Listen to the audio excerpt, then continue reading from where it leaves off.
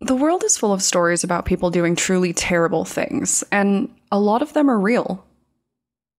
It isn't a secret that people can be awful and murderous, but some stories seem too big to be true.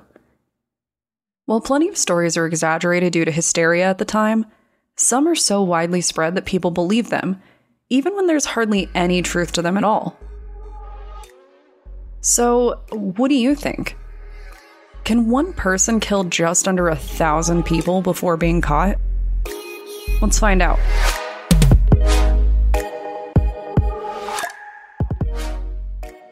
My name is Brianne, and I'm the host and creator of Among the Dirt and Trees, a show where we explore true crime cases that occur out in nature. In today's episode, we're going to discuss Christman Genipperteinga, a killer whose name I will only be saying in its entirety one time for the sake of my producer's edits, who supposedly killed nearly 1,000 people during his reign of terror, but who also might not exist at all. What can I say? The historical accuracy of events from the late 1500s isn't always a guarantee.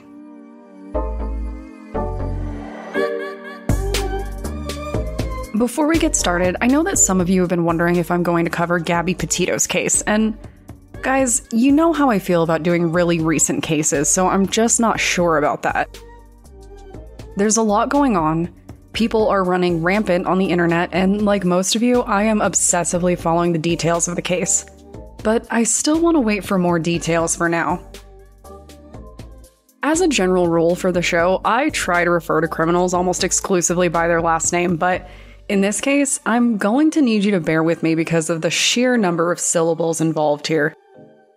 Since Christman might not be real at all, I'm kind of okay with giving myself a pass on this one, but I promise that if we make a time machine and find out that this guy was real and that his story is true, I will gladly go back and re-record this episode, and you can hold me to that. So, what's the deal here? Christman was a notorious serial killer in Germany in the late 1500s, or at least that's what the rumors say.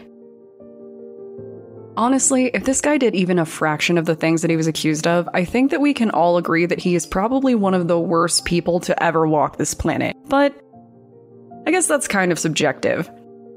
Sure, Christman might have murdered almost 1,000 people with his own two hands, but that's also a fraction of deaths compared to what we might expect from historical world leaders, so... But seriously, killing that many people seems notable by even the most aggressive serial killer standards, much less for a random guy living in a cave. And yeah, apparently he lived in a cave, but this wasn't just any cave. Oh no.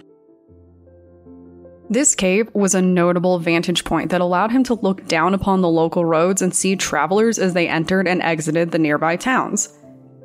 So basically, he could see his victims with relative ease, and what a spot, right? He could catch unknown people before anyone saw them in a town, or catch people after they left so they simply didn't show up where they were heading. In the 1500s, I have to assume that this wasn't exactly abnormal.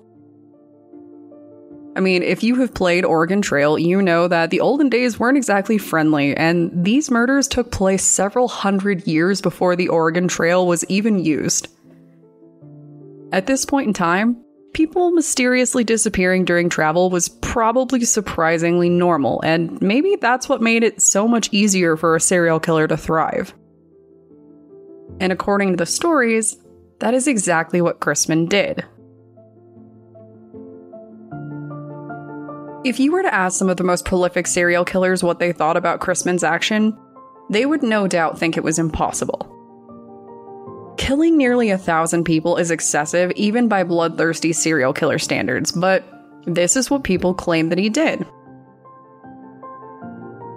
According to the rumors, Christman would lie in wait for his victims to cross through before he began hunting them.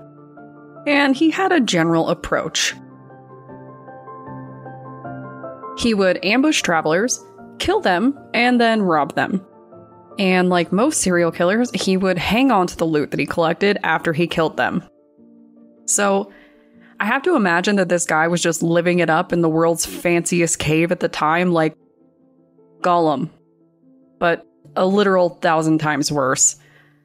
When I was writing this, I was trying to fact check myself on Gollum's murders because I take this show very seriously, and I stumbled across a fan theory that he actually killed Frodo's parents, but there was nothing concrete to suggest that he managed anything like Christman.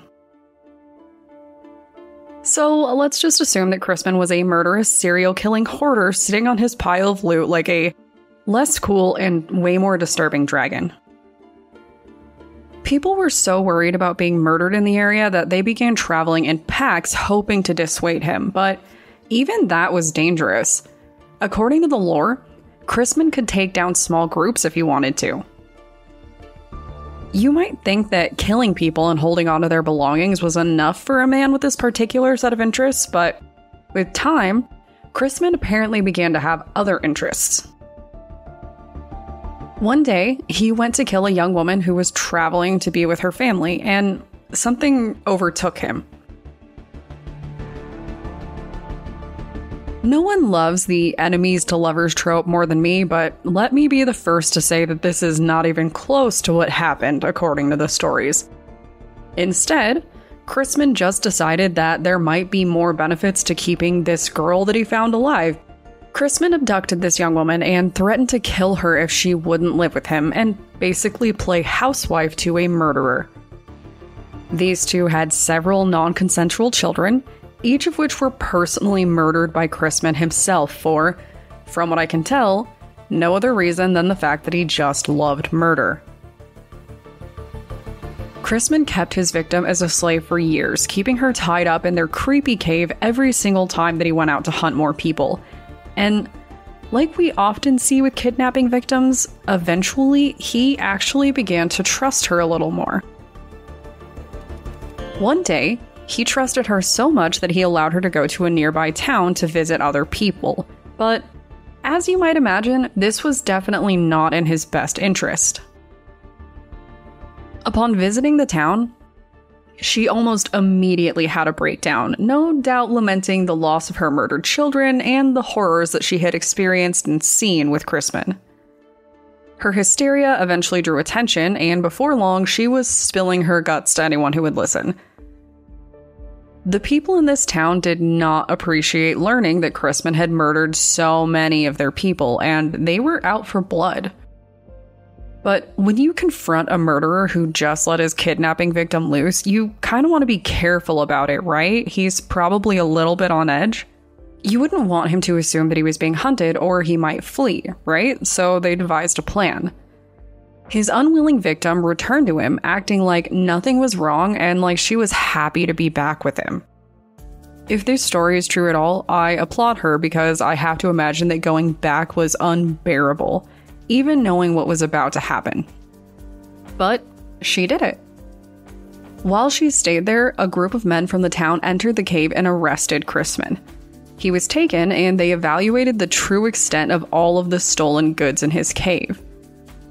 Since it was the 1500s and this man had a literal murder cave, it wasn't hard to understand that he was immediately found guilty for his crimes. He was also tortured in a very specific way involving carriage wheels and broken bones, and he definitely was killed for this. But not everyone believes that Christman was real at all. Some people think that his story is nothing more than an old wives' tale, and plenty of people have pointed out how many retellings can differ from one to the next. In some, Christman is a demon with magical powers. In others, he is a man unlike anything that the world has ever seen. Some even believe that he is a name given to cover up countless crimes during a time where dying and disappearing was just pretty common. I don't know if Christman actually existed at all, but I do know that this is certainly one hell of a story, and if he was real, he is likely the most prolific serial killer in history. But hey, he was eventually caught and killed, so I'm sure a lot of people felt pretty good about that. Like most, I just kind of hope that this is a weird story made up to justify what is clearly an absurd amount of deaths and disappearances, or some kind of just really old rumor. So if you want to discuss lore, like actual lore, not the show, so Aaron Mahnke doesn't come after me, the subtle act of betraying abusers, or the dangers of traveling, feel free to contact me on Twitter or Instagram using the tag @datpod. Thanks, guys.